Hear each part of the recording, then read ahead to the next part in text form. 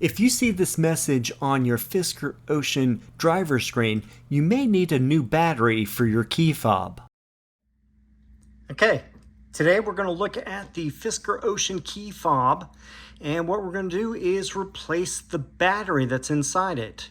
It has a plastic finish and a metal key ring, and has 5 buttons on this side and nothing on this side. This is the side that we're going to pop off to get to the battery. It may seem a little tricky to do, but I found the best way is to press down on it while pushing towards this direction, the opposite side of the key ring. So let me show you. You press down and push. See, now it's dislodged. Then you can pull it up.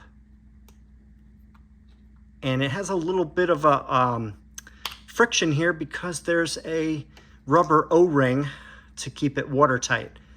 So this is the inside. You can see the CR2032 cell that's already in there. This one's fine, but I'm going to replace it just to show you how to do it.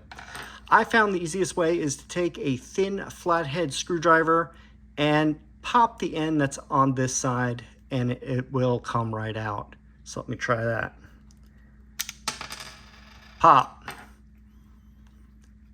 Now take a new battery and place it so that the positive is facing up. You slip it under this little plastic ridge, then press down, snaps into place. And now we take the cover.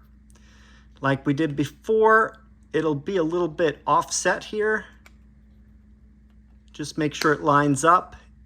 It's flat on both sides. Now you can press towards the key ring. Press down and towards it.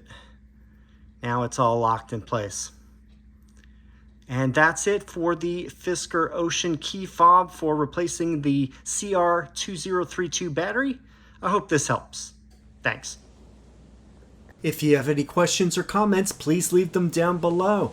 Thanks for watching, and I'll see you in the next video.